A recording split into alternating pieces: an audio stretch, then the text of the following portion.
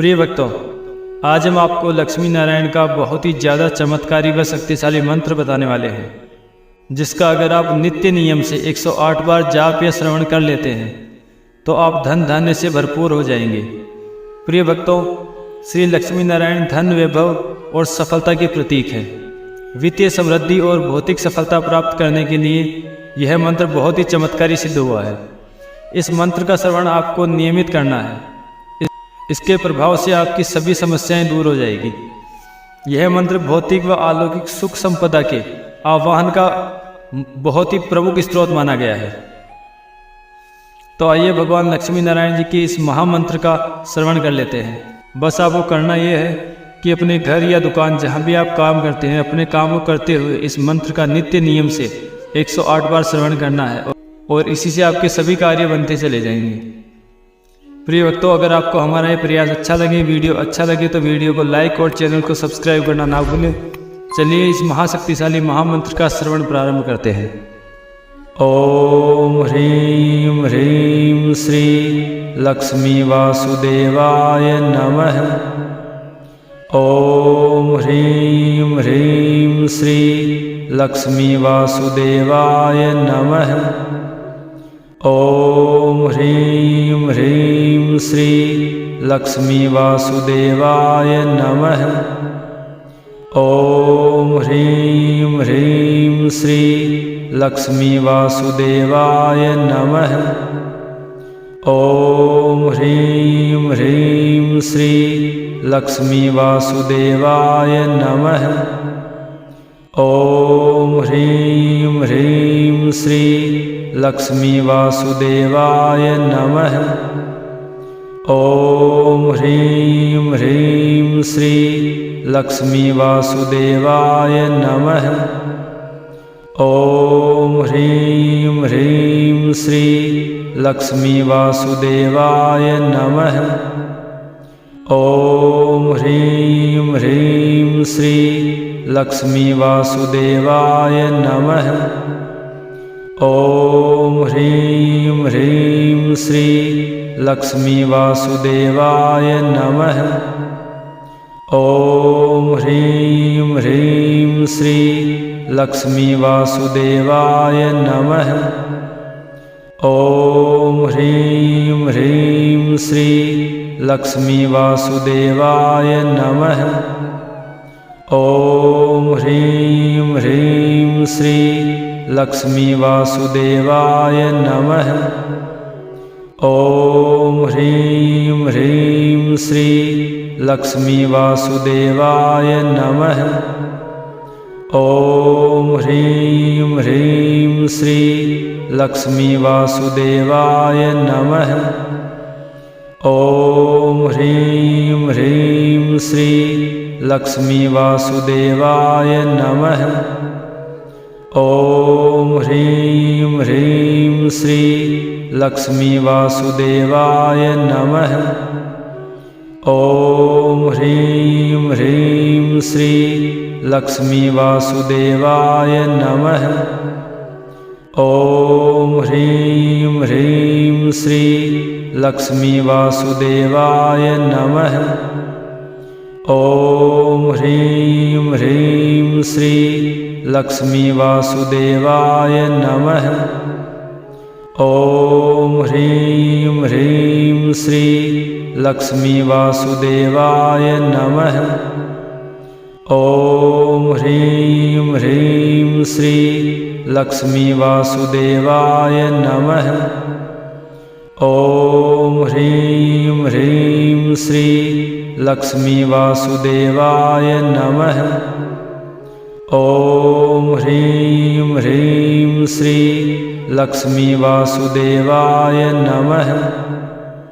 ओम ह्रीं ह्रीं श्री लक्ष्मी वासुदेवाय नमः।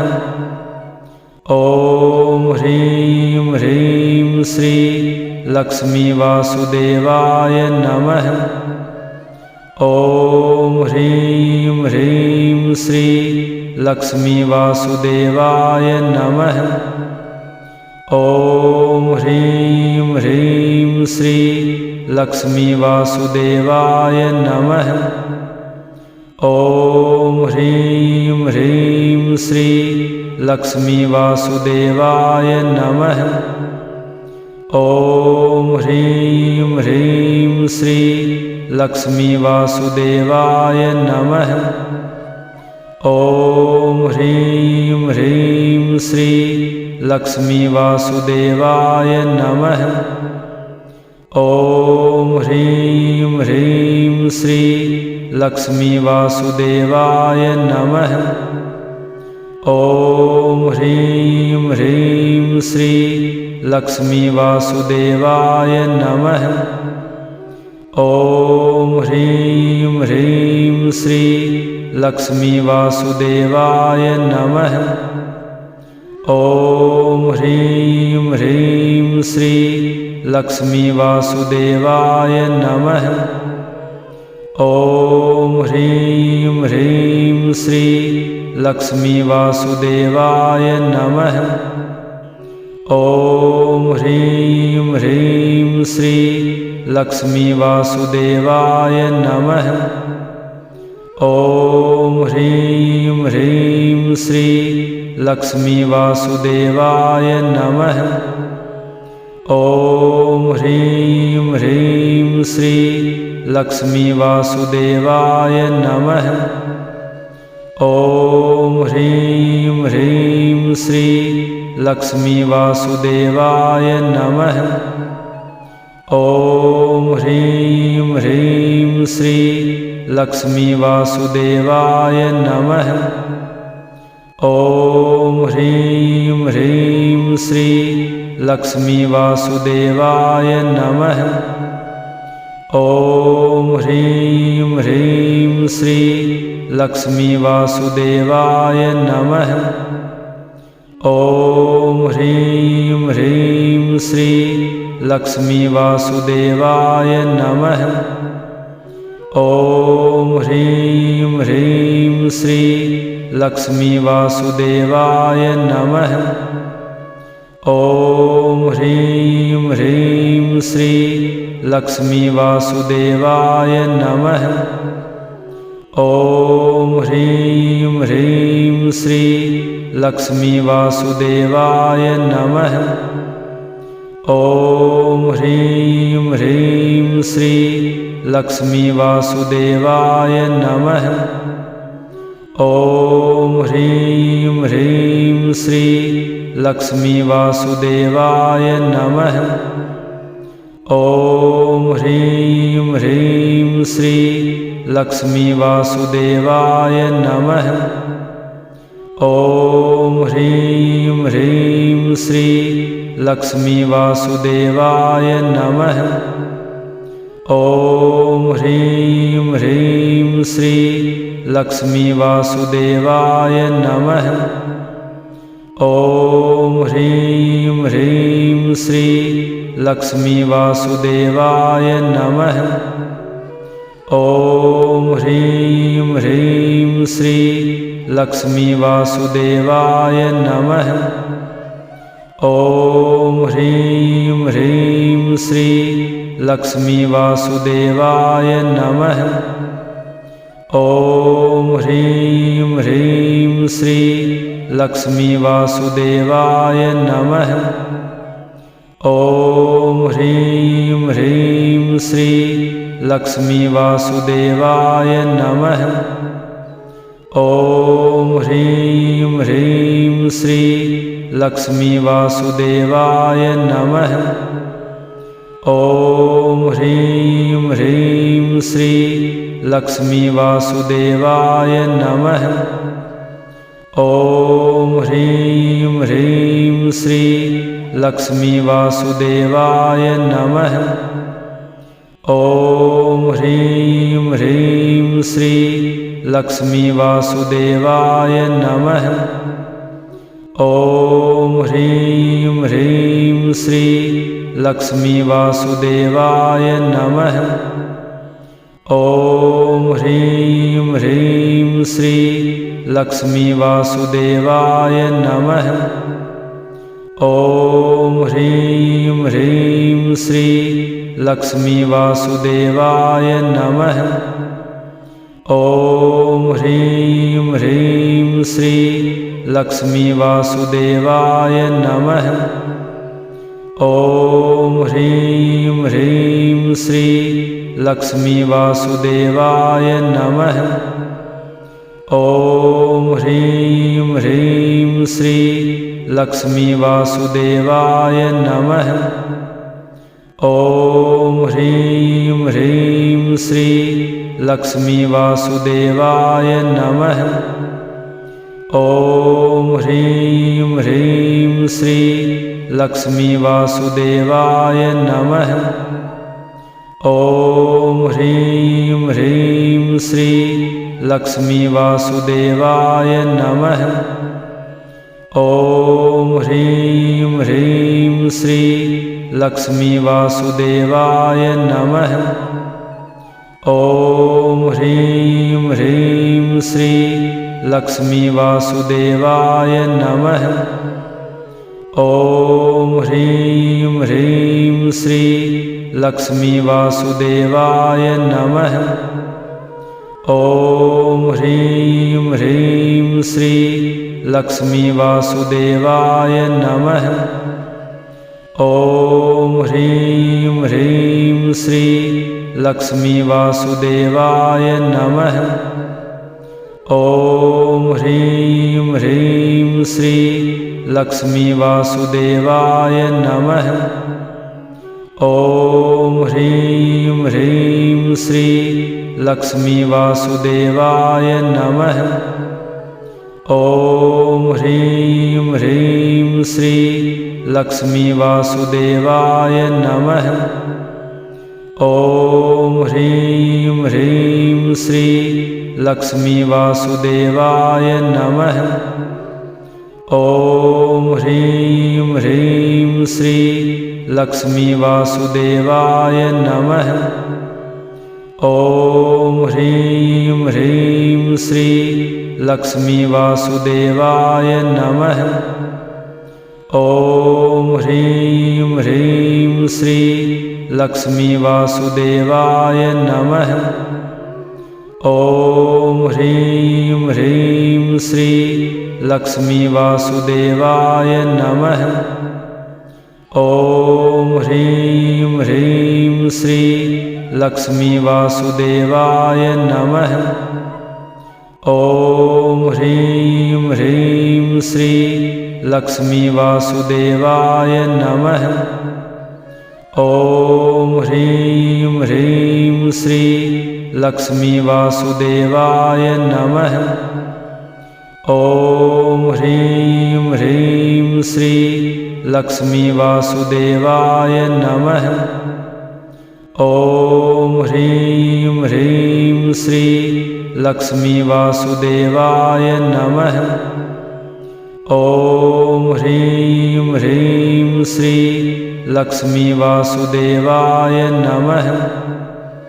ॐ ह्रीं ह्रीं श्री लक्ष्मी वासुदेवाय नमः। ॐ ह्रीं ह्रीं श्री लक्ष्मी वासुदेवाय नमः। ॐ ह्रीं ह्रीं श्री लक्ष्मी वासुदेवाय नमः। ॐ ह्रीं ह्रीं श्री लक्ष्मी वासुदेवाय नमः। ॐ ह्रीं ह्रीं श्री लक्ष्मी वासुदेवाय नमः। ॐ ह्रीं ह्रीं श्री लक्ष्मी वासुदेवाय नमः। ॐ ह्रीं ह्रीं श्री लक्ष्मी वासुदेवाय नमः। ॐ ह्रीं ह्रीं श्री लक्ष्मी वासुदेवाय नमः। ॐ ह्रीं ह्रीं श्री लक्ष्मी वासुदेवाय नमः। ॐ ह्रीं ह्रीं श्री लक्ष्मी वासुदेवाय नमः। ॐ ह्रीं ह्रीं श्री लक्ष्मी वासुदेवाय नमः। ॐ ह्रीं ह्रीं श्री लक्ष्मी वासुदेवाय नमः। ॐ ह्रीं ह्रीं श्री लक्ष्मी वासुदेवाय नमः। ॐ ह्रीं ह्रीं श्री लक्ष्मी वासुदेवाय नमः। ॐ ह्रीं ह्रीं श्री लक्ष्मी वासुदेवाय नमः।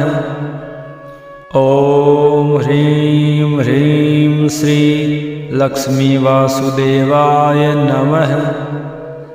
ॐ ह्रीं ह्रीं श्री लक्ष्मी वासुदेवाय नमः।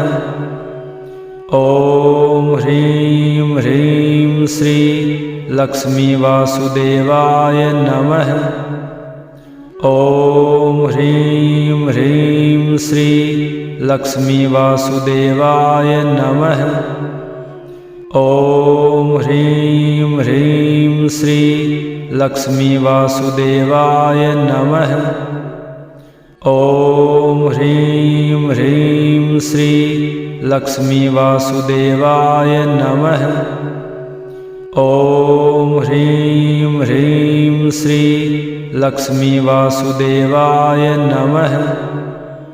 ॐ ह्रीं ह्रीं श्री लक्ष्मी वासुदेवाय नमः।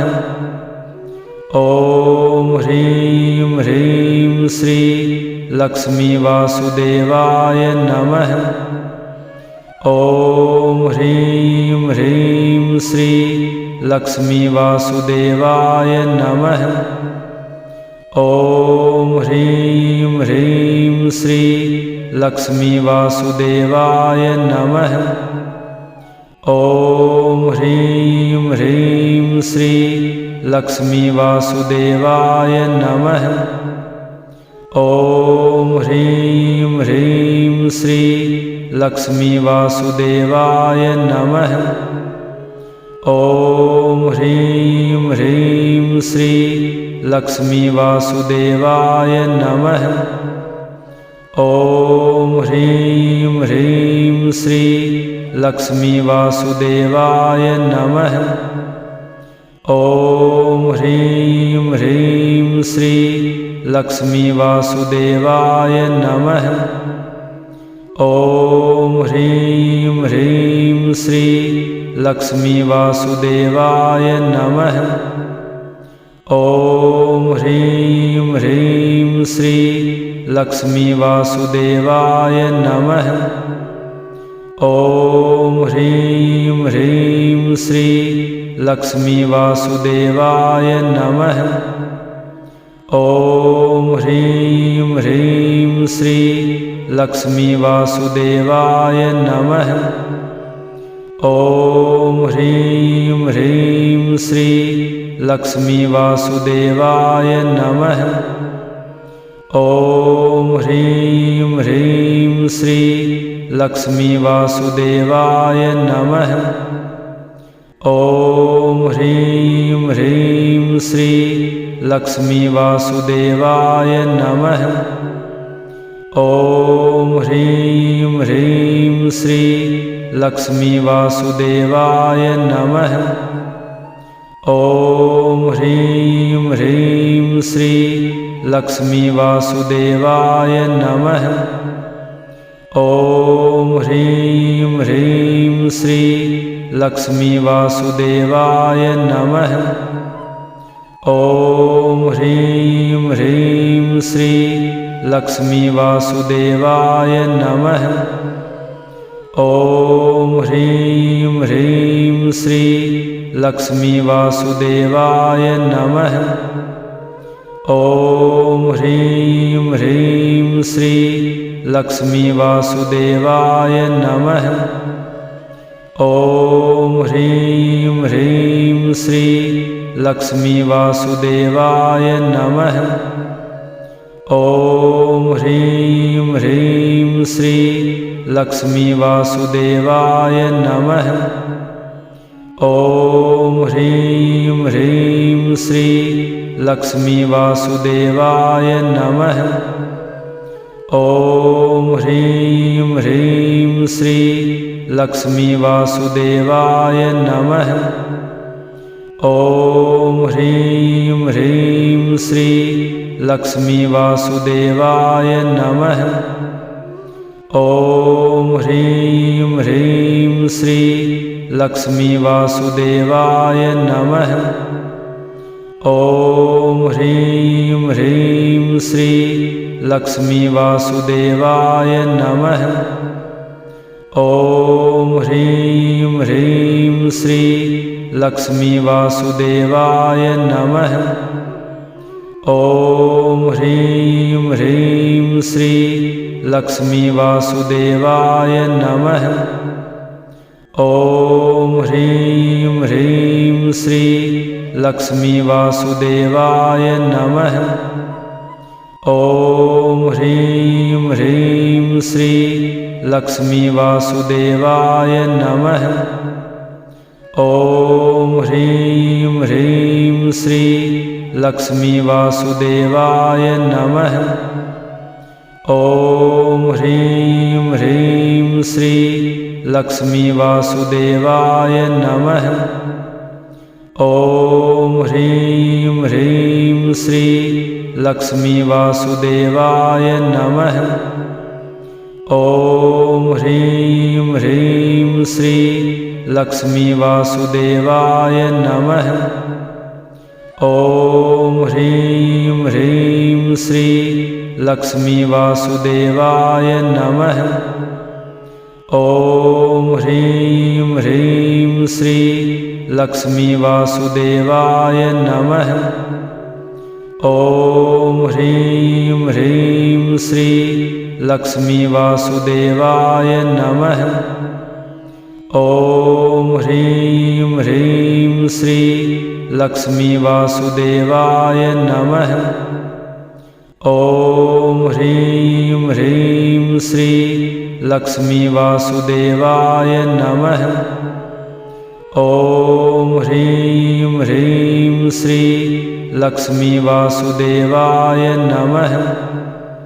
ॐ ह्रीं ह्रीं श्री लक्ष्मी वासुदेवाय नमः। ॐ ह्रीं ह्रीं श्री लक्ष्मी वासुदेवाय नमः। ॐ ह्रीं ह्रीं श्री लक्ष्मी वासुदेवाय नमः। ॐ ह्रीं ह्रीं श्री लक्ष्मी वासुदेवाय नमः। ॐ ह्रीं ह्रीं श्री लक्ष्मी वासुदेवाय नमः। ॐ ह्रीं ह्रीं श्री लक्ष्मी वासुदेवाय नमः। ॐ ह्रीं ह्रीं श्री लक्ष्मी वासुदेवाय नमः। ॐ ह्रीं ह्रीं श्री लक्ष्मी वासुदेवाय नमः। ॐ ह्रीं ह्रीं श्री लक्ष्मी वासुदेवाय नमः। ॐ ह्रीं ह्रीं श्री लक्ष्मी वासुदेवाय नमः। ॐ ह्रीं ह्रीं श्री लक्ष्मी वासुदेवाय नमः। ॐ ह्रीं ह्रीं श्री लक्ष्मी वासुदेवाय नमः। ॐ ह्रीं ह्रीं श्री लक्ष्मी वासुदेवाय नमः। ॐ ह्रीं ह्रीं श्री लक्ष्मी वासुदेवाय नमः। ॐ ह्रीं ह्रीं श्री लक्ष्मी वासुदेवाय नमः। ॐ ह्रीं ह्रीं श्री लक्ष्मी वासुदेवाय नमः। ॐ ह्रीं ह्रीं श्री लक्ष्मी वासुदेवाय नमः। ॐ ह्रीं ह्रीं श्री लक्ष्मी वासुदेवाय नमः। ॐ ह्रीं ह्रीं श्री लक्ष्मी वासुदेवाय नमः। ॐ ह्रीं ह्रीं श्री लक्ष्मी वासुदेवाय नमः।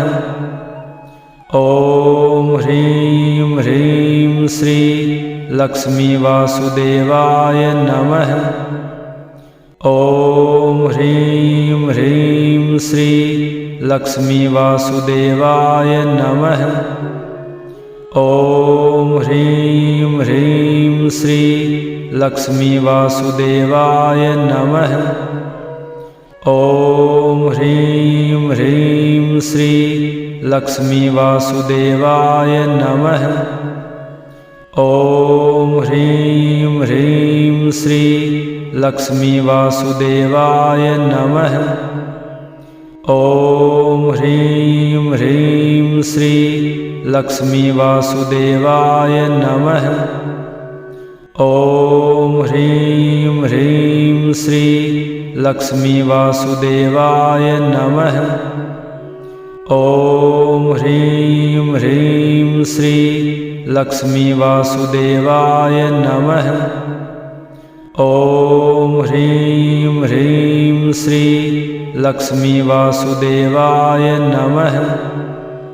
ॐ ह्रीं ह्रीं श्री लक्ष्मी वासुदेवाय नमः। ॐ ह्रीं ह्रीं श्री लक्ष्मी वासुदेवाय नमः। ॐ ह्रीं ह्रीं श्री लक्ष्मी वासुदेवाय नमः। ॐ ह्रीं ह्रीं श्री लक्ष्मी वासुदेवाय नमः। ॐ ह्रीं ह्रीं श्री लक्ष्मी वासुदेवाय नमः। ॐ ह्रीं ह्रीं श्री लक्ष्मी वासुदेवाय नमः। ॐ ह्रीं ह्रीं श्री लक्ष्मी वासुदेवाय नमः। ॐ ह्रीं ह्रीं श्री लक्ष्मी वासुदेवाय नमः। ॐ ह्रीं ह्रीं श्री लक्ष्मी वासुदेवाय नमः। ॐ ह्रीं ह्रीं श्री लक्ष्मी वासुदेवाय नमः। ॐ ह्रीं ह्रीं श्री लक्ष्मी वासुदेवाय नमः। ॐ ह्रीं ह्रीं श्री लक्ष्मी वासुदेवाय नमः।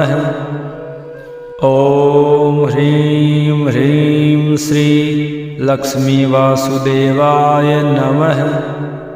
ॐ ह्रीं ह्रीं श्री लक्ष्मी वासुदेवाय नमः। ॐ ह्रीं ह्रीं श्री लक्ष्मी वासुदेवाय नमः। ॐ ह्रीं ह्रीं श्री लक्ष्मी वासुदेवाय नमः।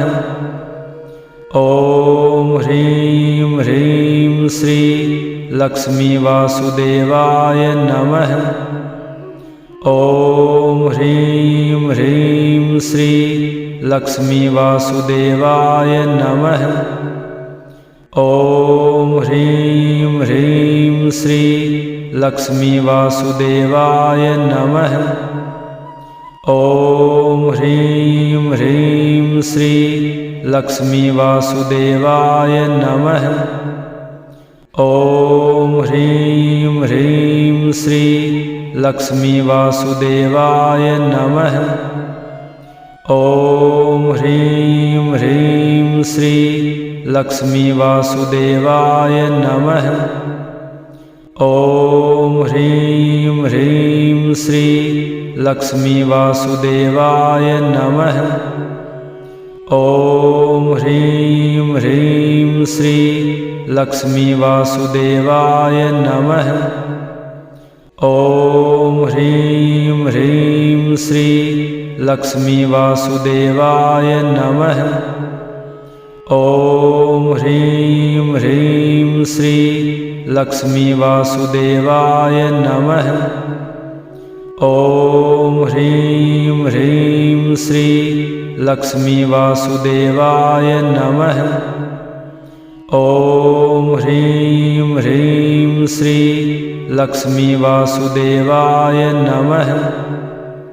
ॐ ह्रीं ह्रीं श्री लक्ष्मी वासुदेवाय नमः।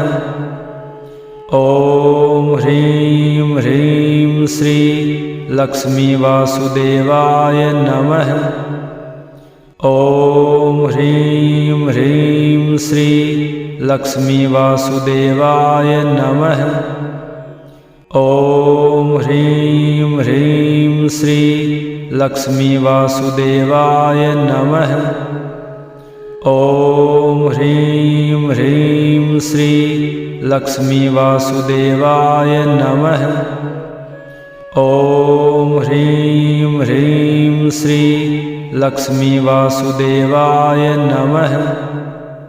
ॐ ह्रीं ह्रीं श्री लक्ष्मी वासुदेवाय नमः। ॐ ह्रीं ह्रीं श्री लक्ष्मी वासुदेवाय नमः। ॐ ह्रीं ह्रीं श्री लक्ष्मी वासुदेवाय नमः। ॐ ह्रीं ह्रीं श्री लक्ष्मी वासुदेवाय नमः। ॐ ह्रीं ह्रीं श्री लक्ष्मी वासुदेवाय नमः। ॐ ह्रीं ह्रीं श्री लक्ष्मी वासुदेवाय नमः। ॐ ह्रीं ह्रीं श्री लक्ष्मी वासुदेवाय नमः। ॐ ह्रीं ह्रीं श्री लक्ष्मी वासुदेवाय नमः। ॐ ह्रीं ह्रीं श्री लक्ष्मी वासुदेवाय नमः। ॐ ह्रीं ह्रीं श्री लक्ष्मी वासुदेवाय नमः। ॐ ह्रीं ह्रीं श्री लक्ष्मी वासुदेवाय नमः। ॐ ह्रीं ह्रीं श्री लक्ष्मी वासुदेवाय नमः। ॐ ह्रीं ह्रीं श्री लक्ष्मी वासुदेवाय नमः। ॐ ह्रीं ह्रीं श्री लक्ष्मी वासुदेवाय नमः। ॐ ह्रीं ह्रीं श्री लक्ष्मी वासुदेवाय नमः। ॐ ह्रीं ह्रीं श्री लक्ष्मी वासुदेवाय नमः। ॐ ह्रीं ह्रीं श्री लक्ष्मी वासुदेवाय नमः। ॐ ह्रीं ह्रीं श्री लक्ष्मी वासुदेवाय नमः। ॐ ह्रीं ह्रीं श्री लक्ष्मी वासुदेवाय नमः। ॐ ह्रीं ह्रीं श्री लक्ष्मी वासुदेवाय नमः। ॐ ह्रीं ह्रीं श्री लक्ष्मी वासुदेवाय नमः। ॐ ह्रीं ह्रीं श्री लक्ष्मी वासुदेवाय नमः। ॐ ह्रीं ह्रीं श्री लक्ष्मी वासुदेवाय नमः। ॐ ह्रीं ह्रीं श्री लक्ष्मी वासुदेवाय नमः। ॐ ह्रीं ह्रीं श्री लक्ष्मी वासुदेवाय नमः। ॐ ह्रीं ह्रीं श्री लक्ष्मी वासुदेवाय नमः। ॐ ह्रीं ह्रीं श्री लक्ष्मी वासुदेवाय नमः। ॐ ह्रीं ह्रीं श्री लक्ष्मी वासुदेवाय नमः। ॐ ह्रीं ह्रीं श्री लक्ष्मी वासुदेवाय नमः। ॐ ह्रीं ह्रीं श्री लक्ष्मी वासुदेवाय नमः। ॐ ह्रीं ह्रीं श्री लक्ष्मी वासुदेवाय नमः। ॐ ह्रीं ह्रीं श्री लक्ष्मी वासुदेवाय नमः। ॐ ह्रीं ह्रीं श्री लक्ष्मी वासुदेवाय नमः। ॐ ह्रीं ह्रीं श्री लक्ष्मी वासुदेवाय नमः। ॐ ह्रीं ह्रीं श्री लक्ष्मी वासुदेवाय नमः। ॐ ह्रीं ह्रीं श्री लक्ष्मी वासुदेवाय नमः। ॐ ह्रीं ह्रीं श्री लक्ष्मी वासुदेवाय नमः। ॐ ह्रीं ह्रीं श्री लक्ष्मी वासुदेवाय नमः। ॐ ह्रीं ह्रीं श्री लक्ष्मी वासुदेवाय नमः। ॐ ह्रीं ह्रीं श्री लक्ष्मी वासुदेवाय नमः। ॐ ह्रीं ह्रीं श्री लक्ष्मी वासुदेवाय नमः। ॐ ह्रीं ह्रीं श्री लक्ष्मी वासुदेवाय नमः। ॐ ह्रीं ह्रीं श्री लक्ष्मी वासुदेवाय नमः। ॐ ह्रीं ह्रीं श्री लक्ष्मी वासुदेवाय नमः। ॐ ह्रीं ह्रीं श्री लक्ष्मी वासुदेवाय नमः। ॐ ह्रीं ह्रीं श्री लक्ष्मी वासुदेवाय नमः। ॐ ह्रीं ह्रीं श्री लक्ष्मी वासुदेवाय नमः। ॐ ह्रीं ह्रीं श्री लक्ष्मी वासुदेवाय नमः। ॐ ह्रीं ह्रीं श्री लक्ष्मी वासुदेवाय नमः।